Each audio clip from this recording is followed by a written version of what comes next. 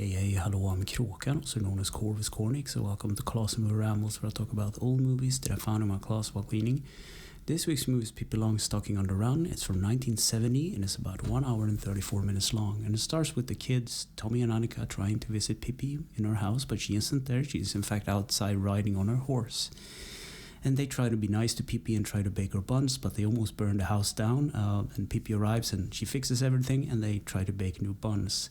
Meanwhile, Tommy and Annika's parents are obviously worried about them because they were supposed to be back at 8 or something, prompting them to talk about running away, or at least Annika does. And the next day they do, and the parents are a little bit worried, so they send Pippi to look after them. And Pippi's little monkey, Mr. Nilsson, she has this skeleton monkey, which is a really cool little monkey thing, is staying at Annika's mom's house, and that leads to all kinds of funny comedic things.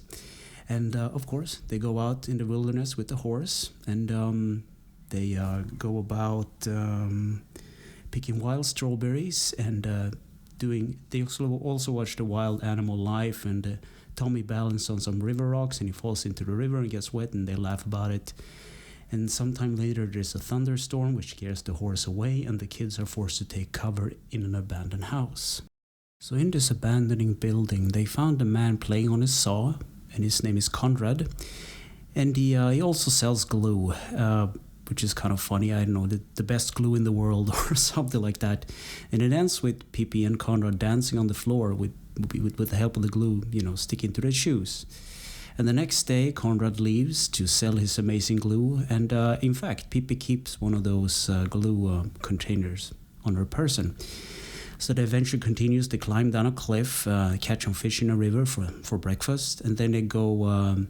Pippi decides to jump into a barrel and roll down a cliff into the water, go with the stream, and later down in the waterfall. And this leads to the kids separating, of course. And Pippi goes to buy a bike. And the bike... it's not physically supposed to work because it doesn't have wheels or anything attached to it. It just has the framework and like the steering wheel. But she bikes on it through town, and everybody's looking at this girl riding on a hovering bike. But then the kids get reunited and they sing a bit to get some money for food. And even later they jump on a train. So this is like an adventure movie, by the way. They jump on a train while moving from a bridge, and later they jump into a carriage carrying hay, and they eventually stay at this farmer guy's house. The next day, Pippi managed to save the farmer's youngest son from an angry, raging bull, and she gets rewarded a scrap card, which obviously doesn't work, but she makes it work by pouring some Conrad super glue into the tank, and the car speeds up like a raging bullet. And not for long, the car takes flight and starts flying, and they crash land into a river, and the kids decide to take a swim, and some cows also decides to eat their clothing. So they put on sacks and go to town and try to beg for some money for new clothing. But it doesn't work, so Pippi does this thing where she puts a rope between two chimneys or two houses, and she does some acrobatics and earns some money. And the police obviously take notice of this and put them into jail. But Pippi just opens the bars, she bends them loose, and they're on their way again. And not for long, they're out, they're hungry, and they run into Conrad once again. And Pippi's horse returns, and the kids ride with the horse back, and the parents are obviously happy that they're back again. And the whole adventure ends with Pippi getting a broom and actually flying around on it like a witch. So that's the end of the movie. So what did I think about this movie? It hasn't aged well, but it's a wonderful story. I believe I read the books as a kid, or at least got them read to me by my mom.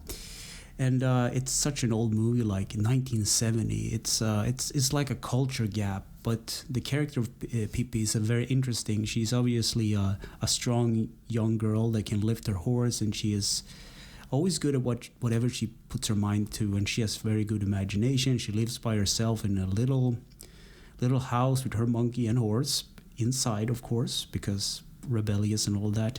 I don't think I can recommend this movie. It's a very particular taste, and as I said, it hasn't really aged well, I think. But I enjoyed it. It's a funny story, at least. So anyway, thanks for listening and or watching, and take care.